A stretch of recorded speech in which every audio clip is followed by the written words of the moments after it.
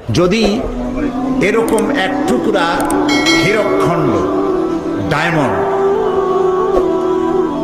কেউ চেনে না, এটা যে ডায়মন্ড কেউ চেনে না, এমন লোকের কাছে যদি এটা পায়, এর কোনো দাম তার কাছে নেই, এর কোনো মূল্য হবে না।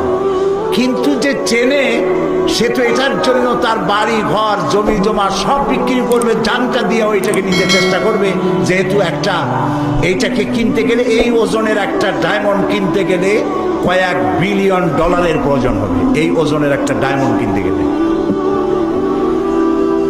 আমাদের ঘরের মধ্যে আল্লাহ রাব্বুল আলামিন ডায়মন্ডের চাইতে, রূপার চাইতে, স্বর্ণের চাইতে, হীরকখণ্ডের চাইতে, আকাশ এবং জমিনের চাইতে সব থেকে মূল্যবান একখানা কিতাব দিয়েছিলেন, যার নাম কোরআন শরীফ। কপাল পোড়া আমরা এই কোরআনকে চিনলাম না, বুঝলাম না, খালি চুমাই খাইলাম, মাথায় লাগালাম, বুঝলাম না কি এর উপরে চুমা খাইলাম।